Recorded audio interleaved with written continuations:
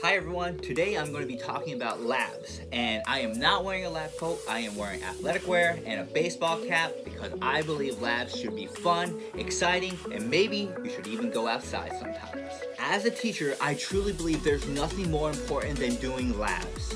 I know that students learn a lot through lectures and through the textbooks, but when they come to lab, they really come together and work with each other to apply their knowledge, to use what they've learned and see it come to life.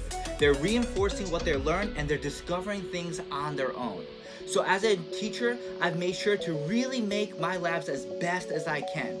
Every year as I rework things, there's nothing I put more emphasis on than labs. And I want to be going over my tips of what I do with these labs. So I want to go over my experience as when I was a student doing labs and what I learned from that time so that when I became a teacher, I could do labs in a better way.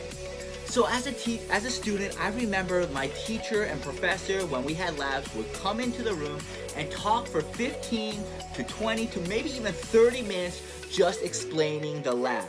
And at first I'd be intentionally listening and everything, but I just get so lost and so confused by the terminology, by everything that was going on, that I was completely lost. He'll end his talk with, "Does anyone have any questions?" And I just didn't even know what questions to even ask at that point. So I'd be completely lost. And a lot of times when we got the lab, I'd be having a lot of fun. I was with my friends, I was with my classmates. We weren't just sitting down lecturing to notes. But I'd just be doing these instructions one by one. I didn't really know why I was doing it, what the point of it was. And sometimes while I was doing it, something really cool would happen. I'd be like, whoa!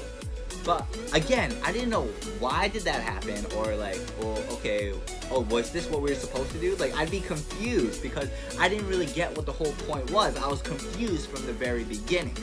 So that was my experience when it came to labs. And as a teacher, I made sure I wanted it to be a little bit different. So as a teacher, I noticed that one thing made a dramatic difference when it came to students understanding labs and being able to do labs much more enjoyably and get more out of it. Also for the teacher, it was a lot more beneficial. And that one thing was creating instructional videos for your labs. I'm going to show some of these as I talk. So one of the big things when it came to these instructional videos was students weren't confused by terminology. They weren't confused making visualizations of what they had to do. They can clearly see what they were supposed to use, the materials they had to use. They were clearly able to see the steps that they were able to take and everything like that. So everything was clearly able to be understood just through seeing me show the instructions. Another huge benefit with instructional videos was it's very clear what the objective is and what the end game is to what the lab or experiment is. It's clearly laid out and students are able to know, oh, that's what I'm trying to do, or oh, this is what the point of the lab is. Because they can visually see it, they know where they have to get to, and now they have to do the work to get to that point. Another few benefits of being able to have video instructions is once you've made it, you don't have to give that 15-20 minute instruction every single time. You also don't have, there's so many questions that usually come after you give instructions where students are confused, and there's so many questions while they're doing the lab that students are confused with. You just show the video once and that's it. Students are able to get it. You don't have to explain it that many times. You don't have to answer a billion questions. It's just taken care of that one time and you can do it over and over again. And usually what I've noticed is it takes 15 to 20 minutes to show the instructional video. To give the instructional explanation, but it's only usually a 5-minute video. So usually you can make, if you do a little bit of edits, you can make the instructions in 5 minutes and students are ready to go. They know exactly what to do and they're able to just go ahead and you waste very little class time.